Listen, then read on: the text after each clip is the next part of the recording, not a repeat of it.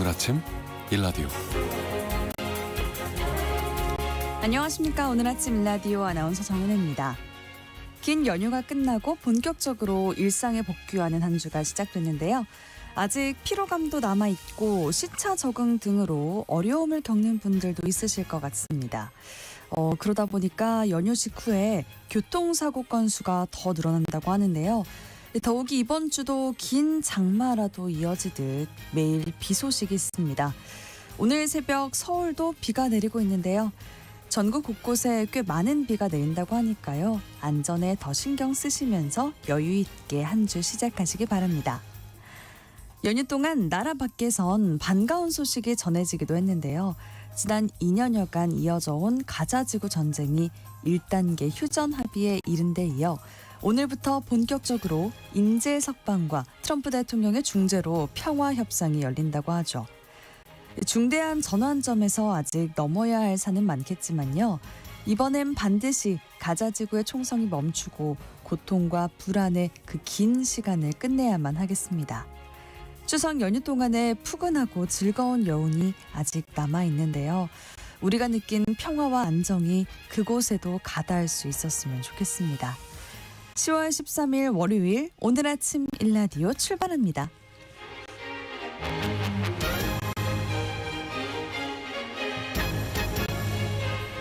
오늘 아침 일라디오 이 시간은 물론 KBS 일라디오의 모든 프로그램은 유튜브 KBS 일라디오의 공식 채널이나 모바일 콩 어플리케이션을 통해서 실시간으로 함께하실 수 있습니다.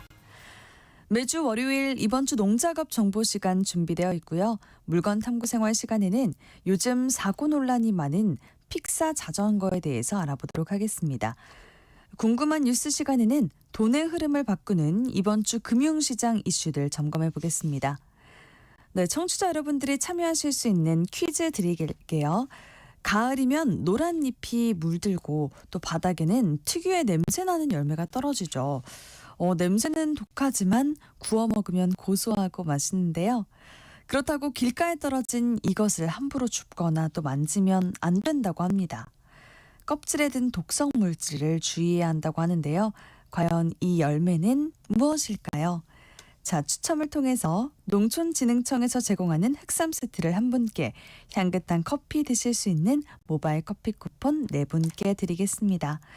방송에 참여하실 분들은요. 단문 50원, 장문 100원이 드는 유료 문자 샵 9730, 샵 9730으로 보내주세요. 유익한 정보와 살아있는 이야기가 있습니다. KBS 오늘 아침 일라디오.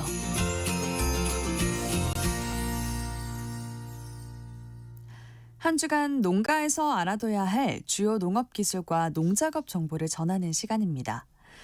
농업의 디지털 혁신을 이끄는 농촌진흥청 슈퍼컴퓨터가 도입된 지 2주년이 됐다고 하는데요. 농업 분야의 연구 성과를 빠르게 진행시켜주는 효과가 있다고 합니다. 슈퍼컴퓨터 소식부터 함께 살펴볼게요.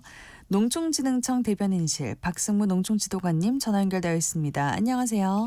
네, 안녕하세요. 네, 농촌진흥청의 슈퍼컴퓨터 구체적으로 어떤 일 하고 있죠? 네, 슈퍼컴퓨팅 센터는 농업과 생명보험 분야에 방대한 데이터를 초고속으로 분석해서요, 연구자들에게 제공하는 게 주된 역할입니다. 또 연구 인력을 교육하고 기술 개발을 통해 농업 슈퍼컴퓨팅 생태계를 만드는 것을 목표로 하고 있고요. 과학기술정보통신부에서 지정한 국가 초고성능 컴퓨팅 전문센터 역할도 맡고 있습니다. 슈퍼컴퓨터라고 하면 성능이 굉장히 뛰어날 것 같은데 어느 정도인가요? 네, 슈퍼컴퓨터는 이해하기 쉽게 말씀드리면 고성능 컴퓨터 약 3,600대가 동시에 일하는 수준이라고 보시면 되는데요. 다만 단순히 3,600배 빠르기보다는 분석 대상이나 프로그램에 따라 다소 빠를 수도 다소 늦을 수도 있는데요. 저장 용량도 상당해서 고용량 사진 파일 약 2억 장을 보관할 수 있는 수준입니다. 쉽게 말씀드리면 방대한 데이터를 빠르고 안정적으로 분석할 수 있는 거대한 장치라고 보시면 됩니다. 네, 이거는 연구자들만 쓸 수 있다는 말씀이죠. 네, 원칙적으로는 농업생명보건 분야 연구자들이 대상인데요. 매년 4월과 10월 두 차례에 걸쳐 공동 활용 수요 조사를 통해서 신청을 받고 있고요. 전문가위원회의 심사를 거쳐 개정을 발급해 드립니다. 개정은 2단계 도화 이중을 거쳐서 안전하게 접속하시겠고요. 사용 매뉴얼과 상담 지원도 제공하고 있습니다. 네, 실제로 써본 연구자들 반응은 어떤가요? 네, 아주 긍정적인데요. 예를 들어 유전체 분석은 기존에는 꽃이나 벼 같은 주요 작물 18작목 1만 5천여 자원을 분석하는데 거의 10년 가까이 걸렸는데요.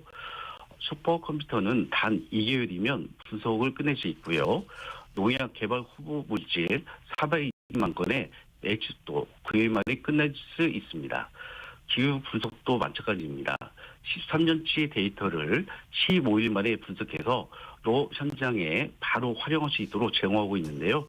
연구자분들은 몇 년 걸리던 일을 며칠 만에 해결한다며 크게 만족하고 있습니다.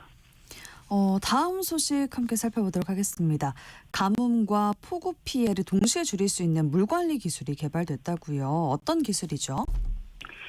네, 농촌 진출에서 개발한 기술은 관배수 통합 자동 물 관리 기술인데요. 쉽게 말씀드리면 물을 줄 수도 있고 빼낼 수도 있는 똑똑한 관을 땅속에 묻어서 자동으로 물 관리를 하는 시스템입니다. 비가 많이 와서 물이 너무 많으면 자동으로 배수 기능이 작동하고요. 가뭄으로 수분이 부족하면 자동으로 물을 공급해서 소양 수분을 항상 알맞게 유지합니다. 수확량이 그렇게 늘었다니 정말 반가운 소식인데 앞으로 이 기술은 어떻게 보급될 계획인가요? 네, 우선 시범 사업을 통해 농가 현장의 보급을 확대 예정인데요. 이 기술은 단순히 물을 대주고 빼주는 장치가 아니라 기후변화에 능동적으로 대응할 수 있는 스마트 물관리 기술이라고 보시면 됩니다. 앞으로 반복되는 이상 기상 속에서도 밭작물의 생산성과 안전성을 확보하고 농민들의 물관리 노력도 크게 줄일 수 있을 것으로 기대하고 있습니다. 이번 주 농가에서 실천해야 할 핵심 농작업 정보도 알아보도록 하겠습니다. 언제부터인지 11월, 12월 정도면은 겨울 딸기를 맛볼 수 있었던 것 같은데 지금 재배 농가에서 신경 써야 할 일이 있다고요? 네, 겨울 딸기는 빠르면 11월부터 출하가 되는데요. 아마도 지금쯤 비닐 온실에서 꽃이 필 준비를 하고 있지 않을까 생각되고요. 겨울철 딸기를 안전적으로 생산하려면 무엇보다도 화분 매개용 꿀벌의 생산 준비와 관리가 매우 중요합니다. 딸기 화분 매개에 사용되는 꿀벌은 꿀을 생산하는 꿀벌과 달리 월동시키지 않고 별도로 관리해서 생산하는데요. 한번 공급이 되면 5개월 이상 비닐 온실에서 사용하셔야 합니다. 10월 중순 이후 첫 번째 딸기꽃이 10% 이상 피었을 때 딸기 화분 매개용 꿀보통을 비닐 온실에 투입하는데요. 보통 660제곱미터당 7,500마리에서 1번 마리가 적당합니다. 그리고 벌통 내 먹이는 충분히 있어야 하는데요. 그래야 영벌이 온실에 적응해서 알을 낳을 수 있도록 반드시 꽃가루, 설탕 등 대용 화분을 넣어주셔야 하고요. 또한 벌통 내부 온도를 방제를 넣어서 30도가 유지되도록 해주셔야 합니다. 네, 겨울 딸기 안심하고 먹을 수 있도록 꿀벌 관리도 잘 해주셔야겠네요. 이번 주 농작업 정보 여기까지 듣도록 하겠습니다. 농촌진흥청 대변인실 박승무 농촌지도관이었습니다. 고맙습니다. 네, 감사합니다.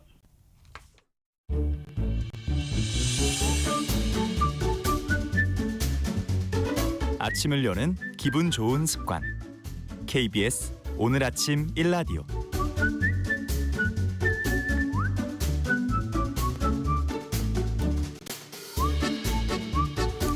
물건 속 이야기와 라이프 스타일, 그 사용 가치를 생각해보는 물건 탐구 생활 시간입니다. 야외 활동하기 좋은 계절이라서 요즘 자전거 이용도 많아지고 있는데요. 오늘은 최근 사고가 증가하고 있어서 논란이 되고 있는 픽시 자전거에 대해서 알아볼게요. 박찬용 작가와 함께합니다. 안녕하세요. 안녕하세요. 네, 요즘에 픽시 자전거 또 픽스드 기어 바이크가 사회적인 문제가 되고 있다고 해요. 픽시 자전거에 대해서 설명 부탁드려요. 네, 픽스드 기어 바이크란 영어를 그대로 풀이하면 기어가 고정된 방식의 자전거를 말합니다. 네. 기어가 고정된 방식이란 무엇이냐면은 이런 겁니다. 우리가 자전거에 페달을 밟을 때 페달과 연결된 톱니바퀴가 있잖아요. 그 톱니바퀴가 고정되어 있다는 뜻입니다. 그게 어떤 뜻이냐면은 우리가 일반 자전거를 돌리다가 페달을 반대로 돌리면은 톱니바퀴의 회전이 뒷바퀴에 전달되는 건 가만히 있잖아요. 헛돌잖아요.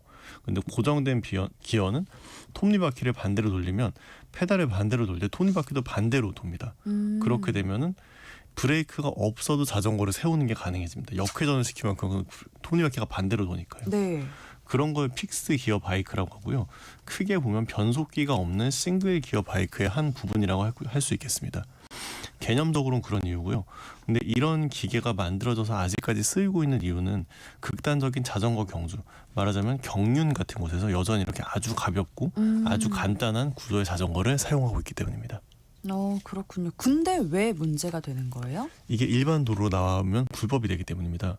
도로교통법상 제동장치가 없는 자전거는 도로에서 사용할 수 없습니다. 그런데 도로교통법상 픽시는 심지어 지난 8월까지 단속 대상이 되지도 못했습니다. 제동장치가 없어서 자동차 등으로 분류가 되지 않았기 때문입니다. 그래서 정부는 8월부터 픽시 역시 차로 규정하고 이에 대한 단속을 시행하기로 했습니다. 이런 시행이 된 데는 안타까운 사연이 하나 있었는데요.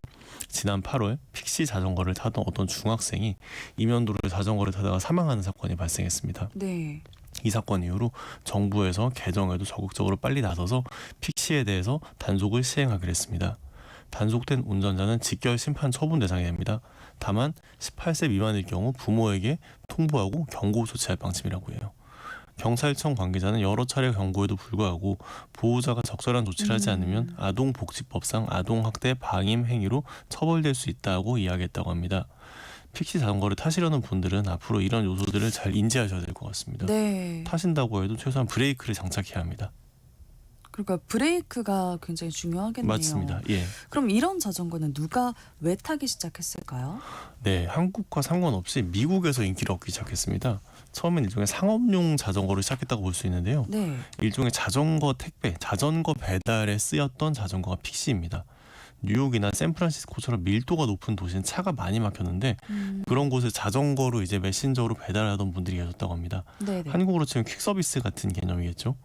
그런 분들이 자전거 중에서도 더 가볍고 더 빠르게 탈 수 있는 경륜용 자전거를 가지고 온 사람들이 있었다고 해요. 1980년대 미국의 이야기입니다. 말하자면 그렇게 굉장히 일부의 상업용으로 쓰이던 자전거가 거리 문화의 일부가 된 것입니다. 경륜용 자전거는 디자인면에서 봤을 때 자전거의 정수만 남겨둔 굉장히 날렵한 디자인이라고 볼 수도 있습니다. 거기다 무게가 가볍죠. 경륜용 자전거니까요. 그렇죠. 구조가 간단하니까 수리도 쉬워집니다. 그렇게 되면 일하는 사람들이 쓰기엔 굉장히 좋은 물건이 되죠. 가볍고 수리가 편안하니까요. 예, 타기 편하지 않지만 빠르게 움직이기 좋고요. 저도 개인적으로 이런 자전거가 생김새로는 되게 멋있다고 생각합니다. 네, 또 가볍고 수리가 편하고 타기 편하고 이야기만 들으면 정말 멋있고 또 마치 장점만 있는 것 같은데요. 맞습니다. 거기 더해서 기어가 고정된 방식이니까 특수한 그런 구동 방식을 이용해서 약간의 스킬 같은 거라는 거리 문화의 사람들이 픽스드 기어 자전거를 좋아하기 시작했습니다. 네. 그래서 처음엔 일하는 사람들이 쓰던 자전거가 뉴욕 등 스트리트 거리 문화의 일부가 되었고요. 그러던 게 2000년대, 2010년대가 되면서 인터넷이 굉장히 발달을 하죠. 그래서 미국뿐 아니라 전 세계 문화의 여러 가지 요소들이 다 섞이게 됩니다. 그래서 예전 같았으면 굉장히 마이너한 취향이라고 하던 것들도 한국으로 들어오던 시기가 저는 개인적으로 2000년대나 2010년대라고 생각합니다. 그래서 뉴욕의 특수한 문화였던 픽스드 기어 자전거가 한국에도 2010년대에 반짝 유행을 합니다. 그때 유행이 지금 2025년에 한국에서 유행을 해서 청소년에게 유행을 하는 그런 문화의 하나가 됐다고 볼 수 있습니다. 그러면은 그 뉴욕의 문화가 지금 한국에서 지금 유행하는 거잖아요. 그 네네. 이유가 뭘까요? 저도 이게 흥미로웠습니다. 말씀 주신 것처럼 픽시 자전거가 제가 20대 때 2000년대 후반에 유행했던 거였거든요. 아, 그렇군요. 예, 그때는 굉장히 크게 유행하지도 않고 청소년들에게 유행하지도 않았습니다. 제가 그때 20대 후반 할 때 초반이었는데요. 제 나이 전후 일부 사람들에게 유행을 했던 걸로 압니다. 네. 근데 지금 10대들에게 픽시가 유행하는 이유는 인터넷 웹툰 때문입니다. 윈드브레이커라는 웹툰이 있는데요. 그 웹툰의 주인공들이 픽시 자전거를 타고 등장합니다. 그러면서 이 만화에 나온 캐릭터들을 보고 청소년들이 이 자전거를 타기 시작하게 된 겁니다. 그럼 전혀 상상 밖의 이유네요. 이게. 네, 저도 되게 흥미로운 사례라고 생각하는데요. 그래서 이 만화를 그린 작가님의 연령대를 찾아보니 저랑 비슷하신 80대 그래요? 초반생이시더라고요. 그래서 아시나 보네요. 네, 맞아요. 그래서 말하자면 이제는 주요 문화 산업의 생산자로 자리 잡은 80대 초반생들이 자기들이 즐기던 문화를 작품 소재로 쓰고 그걸 보는 10대나 20대 젊은 사람들이 그때 문화를 다시 즐기는 경우라고도 볼 수 있겠습니다. 네. 저도 개인적으로는 픽시가 유행을 하고 픽시가 사고가 난다는 뉴스를 봤을 때 놀랐어요. 놀란 이유는 왜 지금 픽시가 갑자기 이런 식의 놀라움이었거든요. 왜 다시? 맞아요. 왜 이 물건 이제 와서 다시 갑자기 같은 놀라움이 있었습니다. 그래서 알고 봤더니 이런 작품과 관련이 있다고 하더라고요.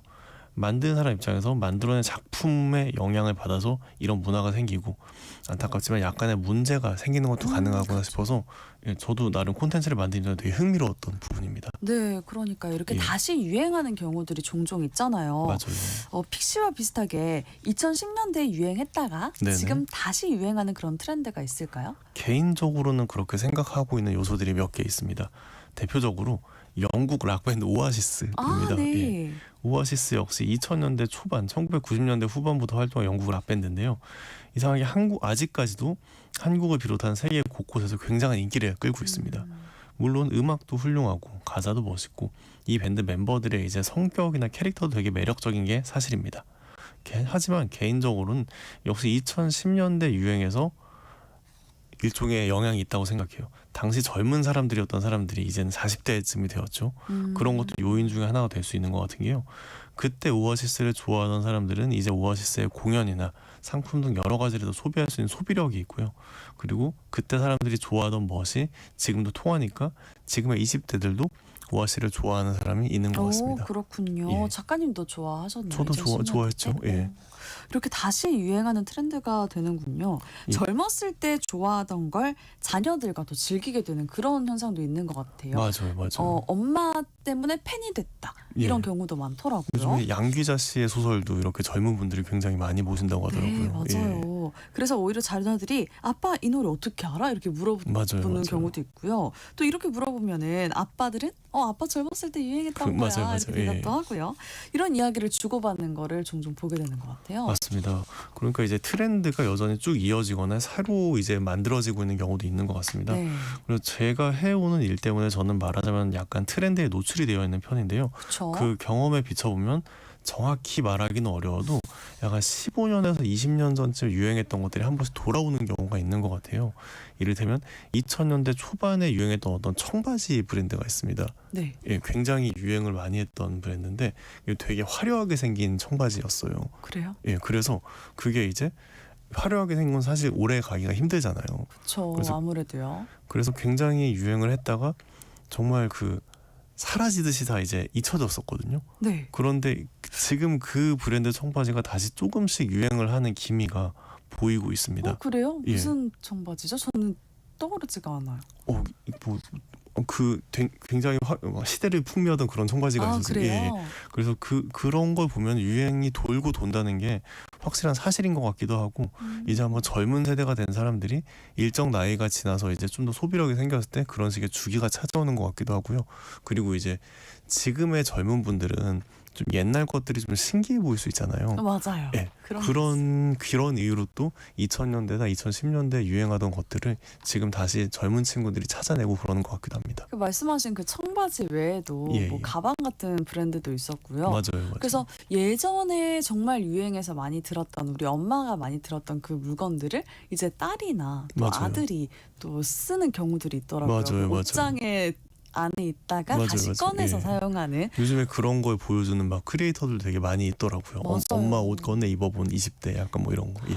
이게 유행은 정말 돌고 도는 것 같아요. 맞습니다. 이게 사람이 기본적으로 다 질려하는 게 있잖아요. 네. 질려해서 뭔가를 잊었다가 잠깐 더 잊어버리고 나면 다시 생각나고 그러는 주기들이 있는 것 같거든요. 그게 저는 개인적으로 15년, 20년 정도 주기라고 생각하고 있습니다. 15년, 20년 정도요. 예, 그래서 주변에 이거 왜 버렸지? 괜히 버렸다. 이렇게 유행이 올 맞아요, 줄 맞아요, 알았으면 맞아요. 그냥 예. 갖고 있을 걸 네네네. 이런 경우도 있었고요. 맞아요. 네, 그래서 다시 돌아갈게요. 예, 예. 픽시 문화 계속해서 발전할 수 있을까요? 뭐 제가 미래를 예측하기 어렵겠지만은 2010년대 픽시 문화가 어떻게 어떻게 되었는지는 기억하고 있습니다. 2010년대 픽시 자전거 문화가 오래 가지는 못했습니다. 왜냐하면 기본적으로 픽시 자전거는 타기가 쉽지가 않습니다. 아까 픽시 자전거가 싱글 기어 바이크의 하나라고 말씀드렸잖아요. 네. 싱글 기어 바이크는 기어가 하나만 있기 때문에 기본적으로 쉽게 탈 수 있는 자전거가 아닙니다. 기어가 하나가 있으면 쉽게 못 타요. 변속이 안 돼요. 변속이 어려우니까요. 아. 따르기만 해도 사실은 그쵸. 변속이 되는데 네네. 픽스드 기어 바이크는 이제 싱글 기어 바이크의 하나이기 때문에 기어가 하나니까 변속도 안 되죠. 그러니까 하나의 기어비만 있는 거니까. 아 그렇군요. 예. 그래서 타고 다니기는 어려운 거군요. 뭐 이제 뭐 다리 근육이 튼튼한 분이라거나 그런 분들은 잘 타실 수 있겠지만은 네. 뭐랄까 누구에게나 손쉽게 탈 수 있는 자전거가 아니라는 이야기 정도 할 수 있겠죠. 네. 예.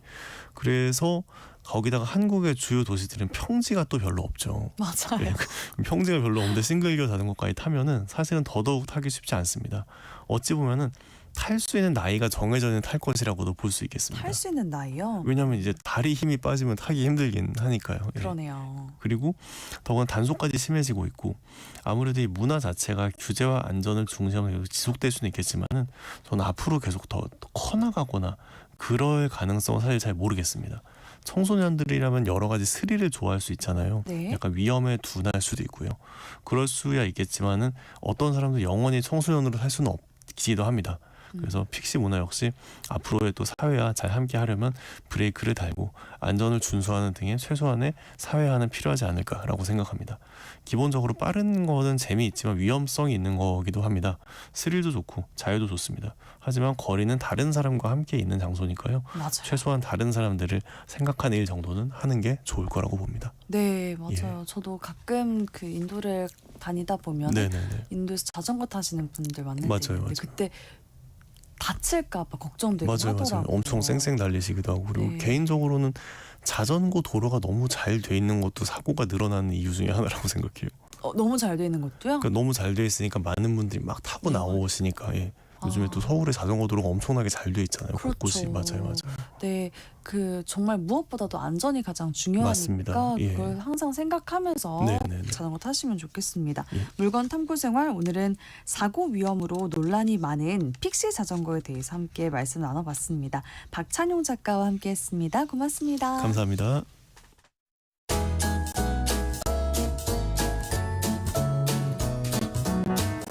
상쾌한 하루의 시작. KBS 오늘 아침 일라디오.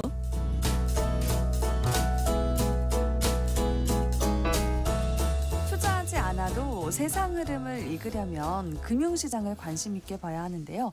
요즘 자꾸 관심이 가는 게 주식시장이죠. 긴 연휴가 끝나고 코스피가 사상 처음으로 3,600선을 돌파했다는 소식이 전해졌는데요. 여기에 찬물을 끼얹는 미중 갈등이 재점화되고 있습니다. 트럼프 대통령이 또 무슨 말을 할지 우리에게는 어떤 영향이 있을지 관심 있게 지켜봐야 할 한 주인데요. 어떤 일들이 벌어지고 있는지 와이즈 경제연구소 차영주 소장님과 말씀 나눠볼게요. 안녕하세요. 예, 안녕하십니까? 네. 주말 사이에 트럼프 대통령과 관련된 뉴스가 정말 많았는데 이것도 참 화제였어요. 노벨 평화상은 당연히 내 거 안 주면 후회하게 될 거야. 노벨 평화상을 그렇게 탐을 냈는데 결국엔 불발이 됐죠. 네. 근데 이런 장면을 투자자들은 어떻게 받아들였을지가 궁금해요. 뭐 꼭 투자자가 아니더라도 어떤 누구들도 그렇게 자기한테 상을 안 줬다라고 그래서 그렇게 버럭 화를 내거나 했던 모습들이 결코 좋아 보이지는 않았을 거다라고 말씀을 좀 드릴 수가 있겠습니다. 근데 이제 돌이켜 생각해 보면 노벨 평화상을 이제 베네수엘라의 이제 마차도 여성 지도자가 받지 않았습니까? 네네. 그러니까 우리가 상을 준다라면 어떤 뭐 점수가 있어서 야 상을 주는 거 아니겠습니까? 그렇죠. 과연 트럼프 대통령이 노벨 평화상을 받기 위해서 어떤 점수를 쌓았을까요? 라고 생각한다라면 뭐 특별히 눈에 떠오르는 건 없고 그나마 최근에 이제 이스라엘의 이제 가자 지구의 그렇죠. 하마스 얘기가 좀 나오곤 있는데 네. 저는 이렇게 표현드리고 싶어요. 노벨 평화상도 상이고 점수에 따라서 준다라고 하면 너무 초치기한 거 아닌가?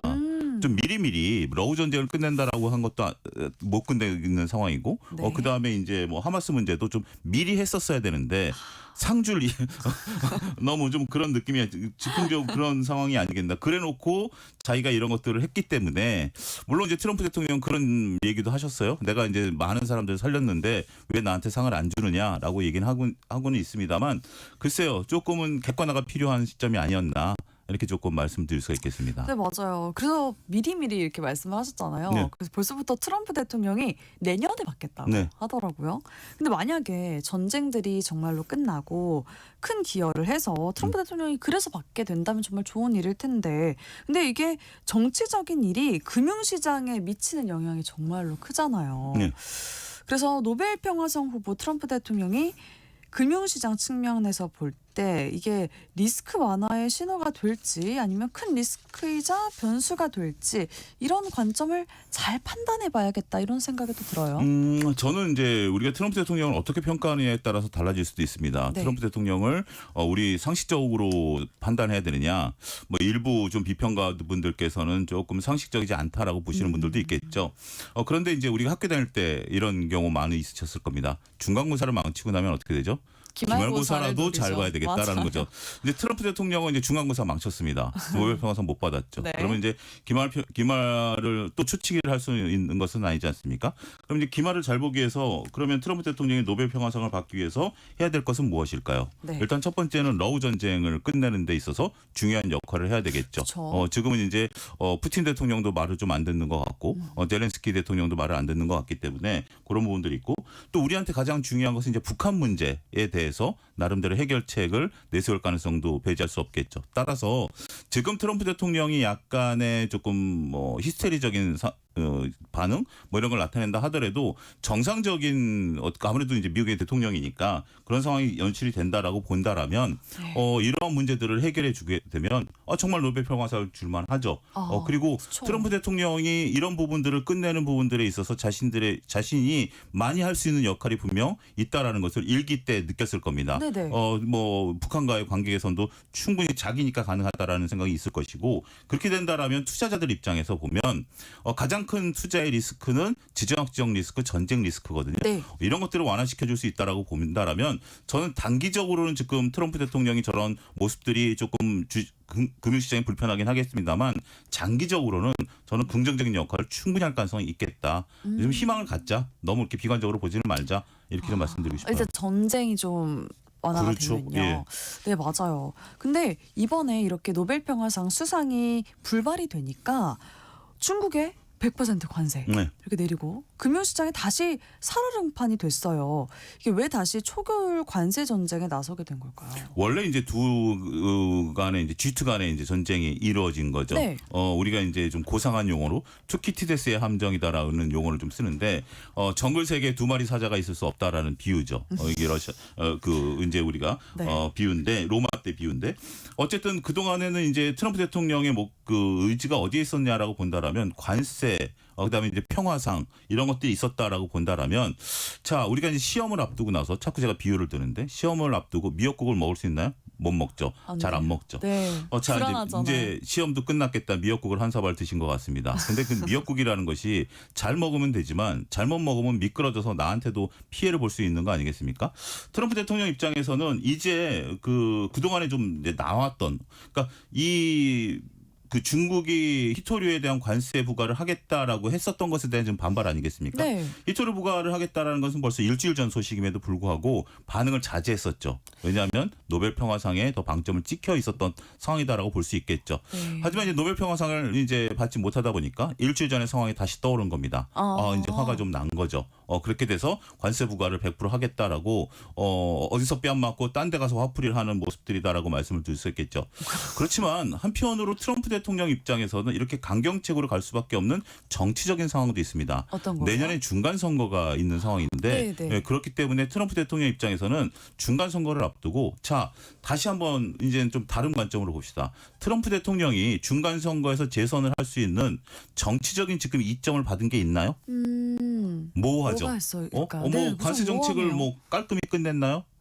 뭐 그것도 지정학적 아니고. 리스크 깔끔히 끝냈나요? 네. 뭐 아무것도 지금 뭐 돌이켜 보면 한 건 많은 것 같은데 정말 트럼프 대통령이 한 몇 년 지금 대통령 한 것 같은데 네. 정말 손에 잡히는 이거 결정적인 한 방이 없는 거죠. 그러네요. 그러다 보니까 지금 시점에 있어서는 트럼프 대통령이 마지막 남은 관세협정 국가인 중국과의 관계에 있어서 자신의 어떤 정치적인 그 입지의 강화 이런 부분들이 좀 나타날 가능성도 있다라고 봐야 되겠죠. 그러다 보니까 트럼프 대통령도 이제는 본격적으로 이제 뭐 1년 시간 남아, 그러니까 공교롭게 이제 그 1년 후에는 노벨 평화상도 있고 네. 중간 선거도 있다 보니까 그때까지는 뭐라도 자신의 해야겠다. 이제 방식대로 특히 가장 중요한 것은 결국 마가 프로젝트에 따라서 뭐 위대한 미국을 만들기 위한 관세 협정에 좀 더 집중할 가능성이 높지 않을까 그렇게 말씀드릴 수 있겠습니다. 그러겠네요. 근데 그 히토류가 예. 첨단 산업의 굉장히 중요한 자원이라고 그렇죠. 하잖아요.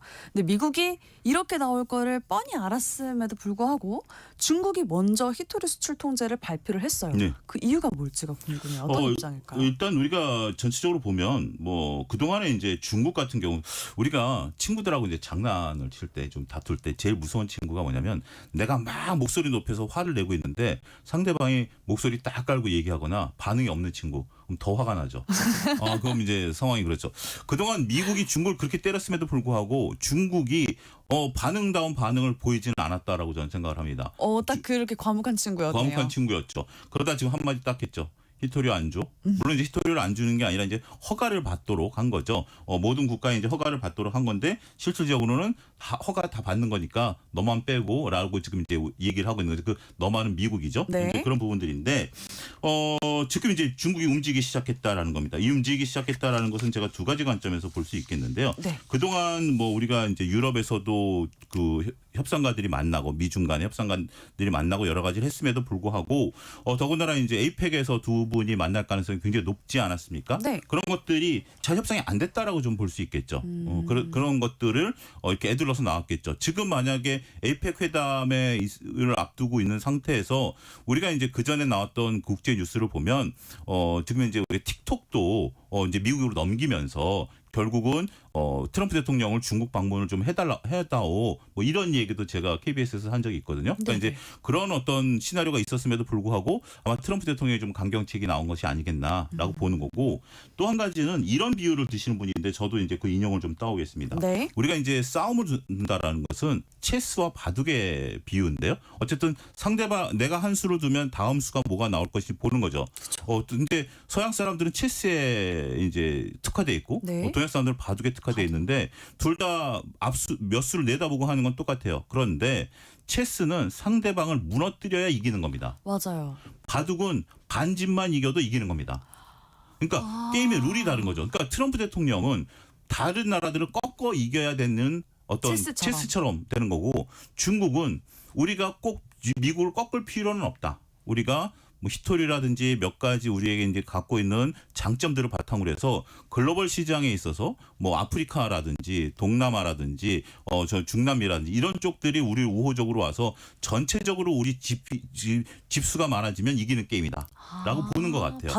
바둑처럼. 그러다 보니까 지금 드디어 이제 바둑을 두기 시작했다. 중국이. 그리고 이제 중국이 얘기하는 또 하나의 등소평의 유명한 얘기가 있죠. 흥묘백묘론. 우리가 무엇을 사용하든지 이기기만 하면 된다라는 어떤 논리들 이런 우와. 것들이 좀 나타나고 있기 때문에 어찌됐든 중국 입장에서는 이제 더 이상 물러설지 않겠다라는 의지의 표명이다라고 저는 생각을 하고 네. 미국 입장에서는 그만큼 싸움을 먼저 걸긴 했지만 수세에 몰린 상황이 아니겠나. 조금 그렇게 말씀드릴 수가 있겠습니다. 그럼 지금 미국은 밀리고 있지만 예. 그러면 그 체스처럼 꺾어야 한다. 그 마음 아직도 가지고 있어요. 그렇죠. 그건 어차피 트럼프 대통령의 우리가 이제 한 10여 년 전에 나온 거래 기술이라는 책이 있어요. 우리나라에도 번역이 돼 있고 트럼프 대통령이 직접 지은 책인데 거기 보면 나는 게임을 즐긴다라는 어떤 그런 부분들이 있죠. 전체적으로 그런 상황인데 이제는 지금 상황에서 이제 중국과의 G2 갈등이 남아 있는 상태이기 그렇죠. 때문에 여기서 과연 어떻게 되느냐. 지금 이제 들어오기 전에 6시 한 3분쯤 했던 속보를 보니까 네네. 트럼프 대통령이 좀 발을 빼는 듯한 모습들도 또 보이긴 했어요. 어찌됐든 지금 이제 본격적으로 에이펙 정상회의를 중심으로 해서 어떻게 보면 이제는 두 나라 간의 직접적인 대립이 시장에 있어서의 변곡점, 어떻게 보면 영향력 이런 것들이 단기적으로는 커질 수 있겠다. 저는 그렇게 설명드리고 싶어요. 그렇군요. 근데 과거에도 이렇게 또 압박하고 이렇게 서로 긴장이 되고 이런 상황들이 좀 있었잖아요. 네. 근데 이게 단순한 기싸움인지 현실화가 될지 그것도 궁금하거든요. 지금 중국이 또 어떻게 맞대응을 할지도 궁금하고요. 어릴 때 친구들이랑 자꾸 이제 비유를 들은데 기회 좋아요. 그 짝꿍이랑 싸울 때 선 닦아놓고 여기 넘어오면 나 너 때릴 거야. 여기 넘어오면 이렇게 맞아요. 얘기하다가 진짜 선을 넘어와서 서로 치고받고 하면 선생님한테 불려가서 둘 다 혼나는 거죠. 네. 둘 다 나쁜 거죠. 자, 지금 이제 그 동안에 이제 중국 같은 경우는 입을 다물고 있었죠. 그리고 이제 트럼프도 선 넘어오면 내가 너를 할 거야라고 했는데 결국 싸우면 둘 다 뭐 피해가 가는 건 자명한 거 아니겠습니까? 지금 이제 미국 입장에서도 재고가 다 소진돼가는 입장이기 때문에 네. 관세 부과에 따른 영향력이 온다라고 보는 거죠.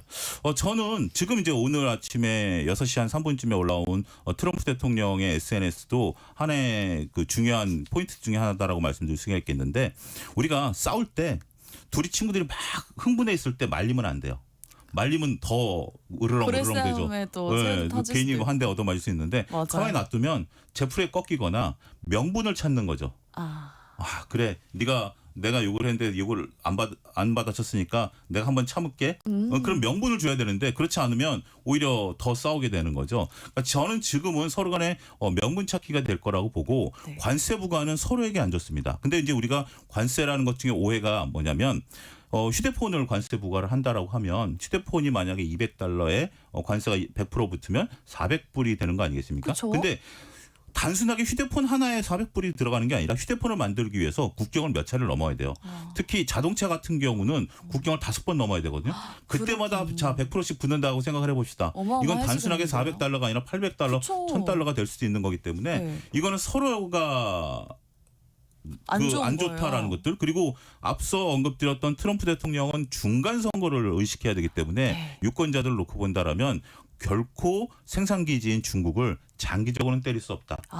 그리고 중국도 그걸 알고 있기 때문에 끝까지 밀어붙이기보다는 적정한 선에서 타협선을 찾아갈 가능성이 크지 않을까. 아무래도 그렇겠네요. 네, 그렇죠. 네. 그렇게 좀 보고 있습니다. 지금 그 에이펙 무대 더 중요하지 않을까 생각이 드는데 트럼프 대통령 온다고 했잖아요. 타협의 여지가 있을지 지금 타협을 하고 협상을 저는 그 말 한마디가 네. 굉장히 큰 의미가 있다라고 봐요. 보통 삐지면 안 오잖아요. 네. 근데 그런 것 같지는 않아요. 일단 온다라고 했고 회의를 할지 안 할지 모르겠다라는 것은 실무자들에게 열심히 물 밑에서 접촉을 해보라. 자기는 공고한 백조지만 밑에 발은 지금 엄청나게 움직일 거예요. 발이 막 움직이면서 실무자들끼리 분명히 있을 것이고 여기까지 왔는데 트럼프 대통령도 에이펙 회담에서 뭔가 시진핑 주석하고 그 아이 컨택은 당연히 하겠지만 공식적인 네. 석상에서 그렇지는 않고 돌아간다라는 것도 의미가 없지 않겠는가. 그 대신 중국이 원했던 그 북경 방문은 좀 물 건너가지 않을까. 그냥 그래요? 한국만 왔다 갈 가능성이 높은데 그래도 뭐 짧게나마 회담을 하려는 의지는 좀 보여준 게 아니겠나. 저는 그렇게 보고 싶습니다. 의지 정도만 보여줬다. 그렇죠. 의지만 있어도 사람이라는 게 뭔가를 해볼 수가 있는 거죠. 그렇지 않다라면 에이펙 안 오겠죠. 예. 맞아요. 예. 너무 즐겁게 이야기 나눴는데 이렇게 비유로 들어서 설명을 해주시니까 더 쉽게 그 이해가 되는 것 같아요. 박준하님도 문자로 이렇게 아까 그 체스 바둑으로 네. 비유를 해주신 거 정말 귀에 쏙쏙 잘 들어왔다, 이해가 잘 됐다 이렇게 문자를 주셨네요. 네, 연휴 직후에 불확실성이 커지는 우리 금융시장의 이슈들에 대해서 함께 이야기 나눠봤습니다. YG 경제연구소 차영주 소장님과 함께했습니다. 고맙습니다. 감사합니다. 네. 오늘의 퀴즈 정답은 은행이었습니다. 3584님 은행입니다. 5789님 은행, 은은한 행복이 최고라고 보내주셨고요. 0380님 정답 은행. 새벽부터 출근하니 쌀쌀한 날씨가 느껴지네요. 부산은 은행나무 끝이 살짝 노래지기 시작했답니다. 오, 그렇군요. 0265님 은행. 샛노란 은행잎이 가엾이 진다 해도 정말로 당신께 선절없이 울긴가요. 문정선의 나의 노래라는 곡의 가사 보내주셨네요. 고맙습니다. 네, 저희가 중복 당첨 여부 확인 후에 홈페이지에 당첨자 올려놓을게요. 오늘 아침 일라디오 지금까지 아나운서 정은혜였습니다. 모두 좋은 하루 보내세요.